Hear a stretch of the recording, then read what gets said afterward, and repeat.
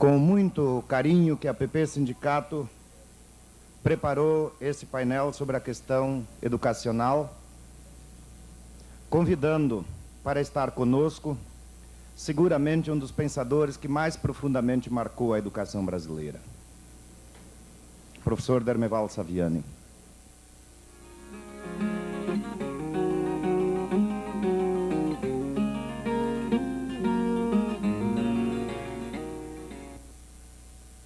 Nós sabemos que a educação coincide com a origem dos homens. No momento em que o homem surgiu no universo, surgiu também a educação. E isto porque o que diferencia o homem dos demais animais é exatamente o fato de que o homem não tem a sua existência garantida pela natureza. O homem precisa produzir constantemente a sua existência. Em outros termos, se os animais em geral se adaptam à natureza, o homem tem que fazer o contrário. Ele tem que adaptar a natureza a si. Ele tem que agir sobre a natureza transformando-a. Se ele não fizer isto, ele perece. Quer dizer, ele não subsiste enquanto homem. Este ato de transformar a natureza é exatamente o que nós conhecemos pelo nome de trabalho, né? E é por isto que, comumente, se entende que o homem não pode viver sem trabalhar. Quer dizer, o homem vive do trabalho, ou seja, vive do processo de produção dos meios da sua própria existência. Vive do processo de transformação da natureza para satisfazer as suas necessidades. Portanto, no momento em que surge o homem, surge a questão dele se formar a si mesmo, dele se constituir a si mesmo, dele se produzir a si mesmo, né? E do aprendizado das formas de sua própria produção. É nesse sentido que, nas origens do homem, a educação coincidia com o próprio processo de existência, com a própria vida, né? Aí era verdade prática a frase educação é vida. Uma frase que, a partir do final do século passado, a Escola Nova generalizou, né? No entanto, isto era verdade efetivamente nas origens da humanidade. Ou seja, o homem aprendia a viver vivendo, aprendia a trabalhar trabalhando, aprendia a lidar com a natureza lidando com a natureza. E isto era feito coletivamente. Era o que justamente se constituía nas chamadas sociedades comunistas primitivas, no chamado comunismo primitivo. Aí não existia então escola. Existia educação, mas não existia escola.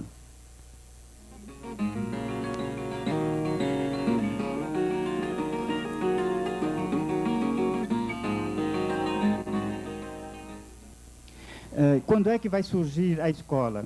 Ela vai surgir no momento em que surge a propriedade privada. Quer dizer, quando determinada parte dos homens se apropriam do principal meio de produção da época, que era a terra, então esses homens ganham a condição de poder viver sem precisar trabalhar, ou seja, de poder viver não do próprio trabalho, mas do trabalho alheio.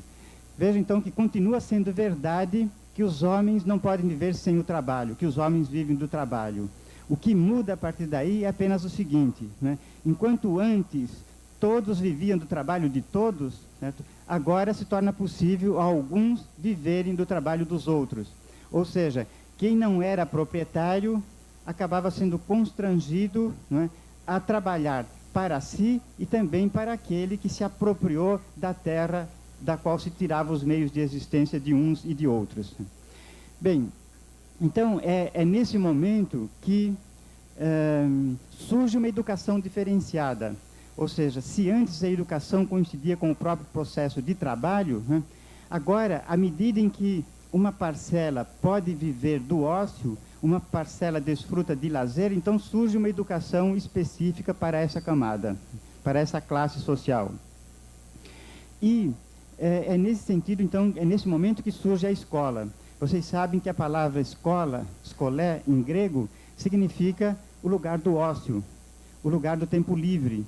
Portanto, a escola era para onde iam, né, os filhos, né, daqueles que não precisavam trabalhar, né, porque detinham a propriedade da terra. Isto, portanto, constituía uma minoria, porque a maioria continuava vivendo, continuava se educando pelo trabalho. Este processo caracterizou o mundo antigo, né, e também a Idade Média. Na escola, portanto, que atividades se desenvolviam? Na escola se desenvolviam atividades físicas. Vocês sabem que a palavra ginásio também tem essa origem, né? O ginásio era e ainda é hoje o local dos jogos, né? Mas hoje ele é também um grau escolar, certo? Um nível do processo de educação escolar. Então, os nobres, os proprietários, a classe dos proprietários ia à escola para praticar esportes, né? Para desenvolver a música, para desenvolver, em suma, a arte da palavra, que a arte da palavra aí se identificava com a arte do mando, né? A arte do mando, ou seja, aquela classe que era preparada para mandar, né? Enquanto que a outra classe era preparada para executar as ordens, né? Bem, mas nesse contexto, quer dizer, dispondo de tempo livre, essa classe dispunha também da possibilidade, né, de desenvolver ideias, de observar a natureza e, portanto, de desenvolver os conhecimentos relativos à realidade. Em outros termos, a escola está na origem de uma divisão entre o trabalho manual e o trabalho intelectual. E a escola vai se desenvolver como aquela agência que se especializa na formação intelectual, né, por oposição à formação manual que se dava no próprio processo de trabalho. Bem, mas até o final da Idade Média, essa forma de educação era uma forma secundária, era uma forma restrita de educação, porque a forma principal, a forma mais generalizada de educação, ainda era aquela que se desenvolvia através do próprio trabalho. Os servos na Idade Média, os artesãos na Idade Média, se educavam no próprio processo de trabalho, não através da escola. E mesmo as corporações de ofício, que desenvolveram formas bastante complexas e prolongadas de instrução, era uma instrução diretamente articulada com o processo de trabalho. Quer dizer, os aprendizes aprendiam o ofício junto ao mestre de ofícios, né, junto ao artesão-chefe, quer dizer, ao mestre de ofícios, que os iniciava nesse processo, né, e, portanto, os formava, e progressivamente eles podiam se converter em companheiros, né, ou seja, em oficiais, né, e depois também poderiam chegar à posição de mestre de ofícios, né. Então, era um processo de formação que se dava no próprio trabalho.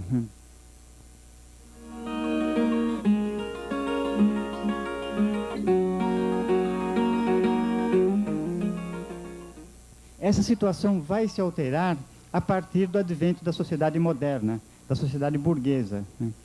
Quer dizer, processo esse que deslocou o eixo do processo de produção do campo para a cidade, da agricultura para a indústria.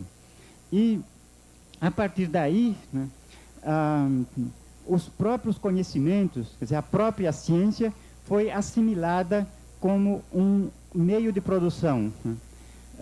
Então, a ciência, enquanto potência espiritual, né, enquanto forma de conhecimento, ela se converte, através da indústria, em potência material, quer dizer, enquanto forma de produzir bens materiais que vão inundar os mercados, né, da época capitalista. Bem, essas transformações vão implicar também transformações nas relações sociais. Ou seja, o homem se distancia da natureza, das relações naturais, e passa a se reger por relações de tipo social, né, dominadas pela forma da cidade.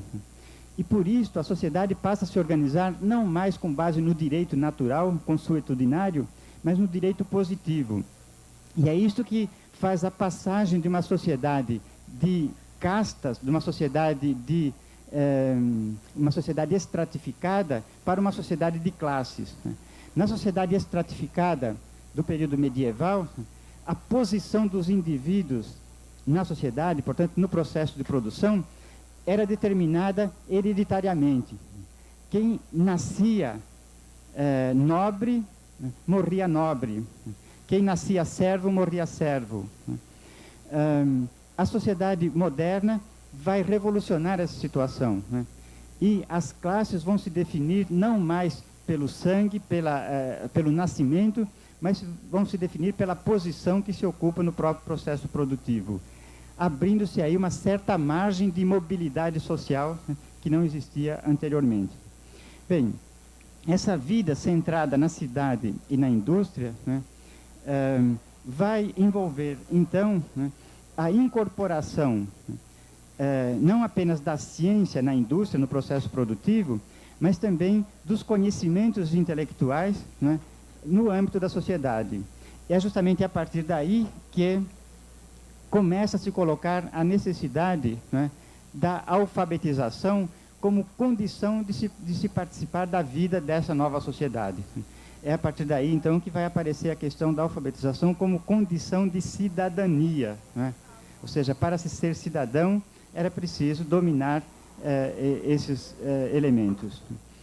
Ser cidadão, né? O cidadão, na verdade, literalmente significa o habitante da cidade, né? Dado que se trata de uma sociedade centrada na cidade, a participação na vida da cidade é que vai envolver o exercício da cidadania, né? E notem vocês que a palavra cidade, né, e cidadão, né, tem origem no latim, mas o significado etimológico é o mesmo de burguês e burguesia, né, que vem do germânico. O burgo era a cidade, o burguês é o habitante da cidade, né? Assim como a palavra política tem a mesma origem, porque vem de polis, do grego, que significa também cidade, né? Então, a participação na vida política, né, é uma atribuição dos cidadãos, ou seja, dos que habitam a polis, dos que habitam as cidades. E cidade, a partir da época moderna, passa a ser o referente da sociedade. Então, participar da vida da sociedade implica, então, a cidadania, ascender à cidadania. E para se chegar à cidadania, é preciso dominar aqueles elementos que já se incorporaram à vida da cidade. E os códigos escritos foram progressivamente se incorporando à vida da cidade, a tal ponto que quem não dominasse esses códigos, né, acabava sendo, de certo modo, marginalizado das condições de vida da cidade. Bom, é nesse contexto, então, que a escola, né, deixa de ser uma forma de educação limitada a pequenos grupos para se colocar como uma exigência generalizada, né, ou seja, como um instrumento, né, de universalização daqueles elementos necessários a viver nessas novas condições sociais. E, então, nesse sentido é que vai se firmar a ideia, né, de uma escola primária universal, quer dizer, pública, gratuita e leiga.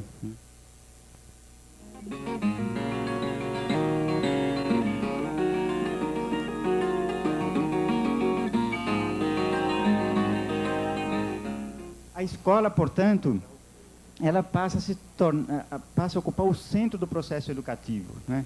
E essa questão vai se configurar claramente com aquilo que nós conhecemos pelo nome de Primeira Revolução Industrial, né?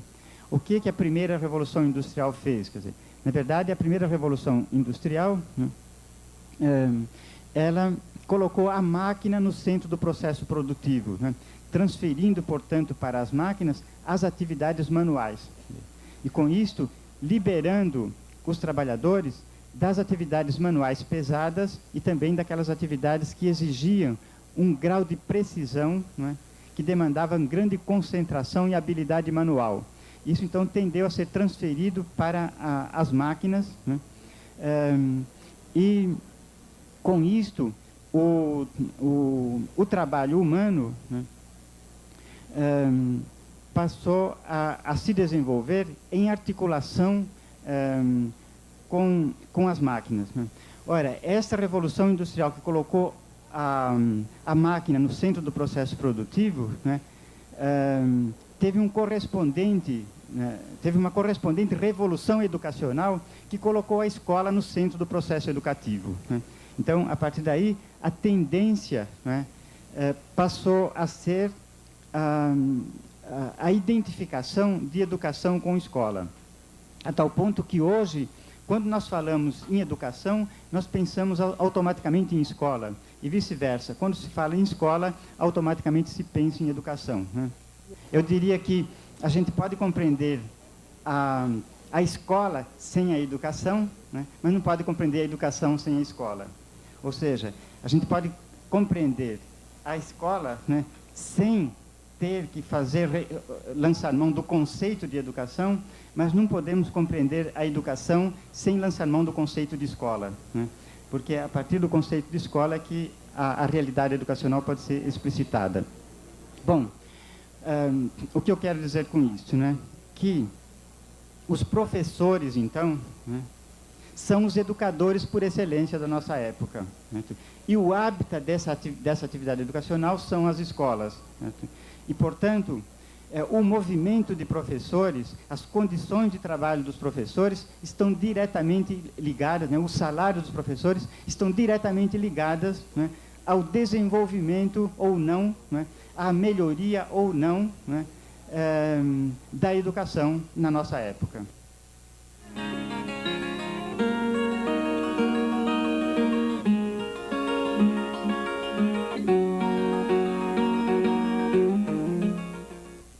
O processo de desenvolvimento da sociedade moderna, né,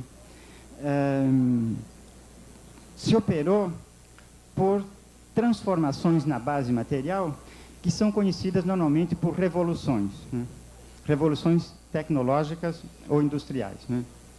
E é nesse sentido que hoje nós estamos vivendo um momento que é conhecido como da terceira revolução industrial, né, ou revolução microeletrônica, revolução da automação.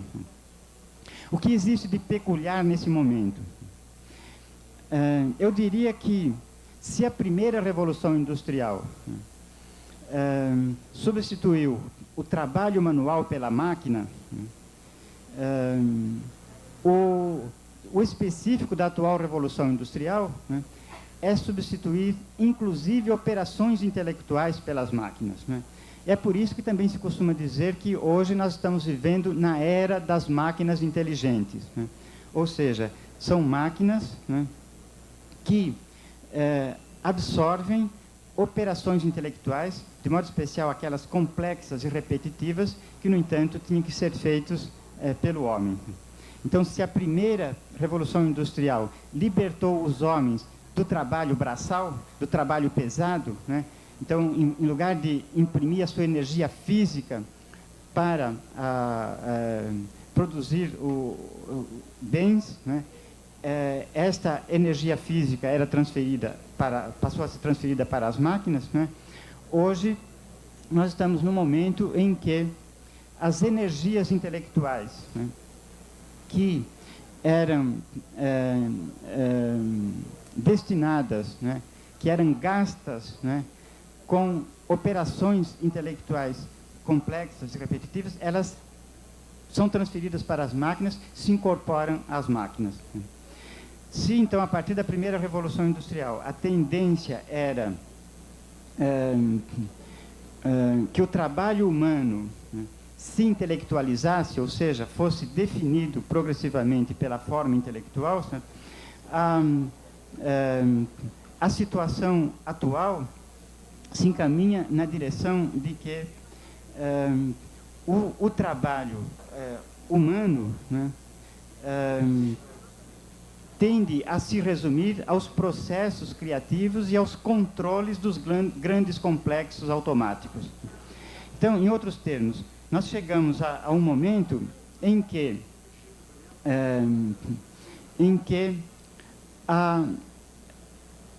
a produção socialmente necessária, né, praticamente na sua totalidade, podem ser desenvolvidas pelas máquinas, por complexos automáticos. E o trabalho humano passa a ser, tipicamente, um trabalho intelectual, né, enquanto controle desses processos automáticos. Controle que, inclusive, poderá ser feito até mesmo à distância. Isto está revolucionando não só as bases materiais, mas também as bases sociais, né, da sociedade atual.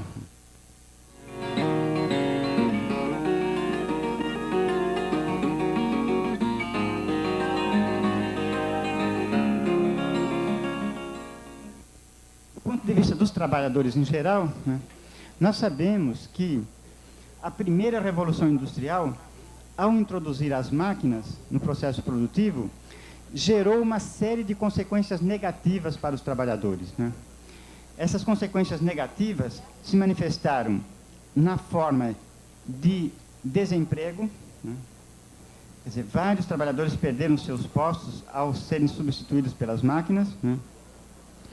E significou também, né, um aumento do ritmo do processo de trabalho, né? Então, vejam bem, as máquinas que, ao serem introduzidas, né, poderiam estar libertando os homens, né,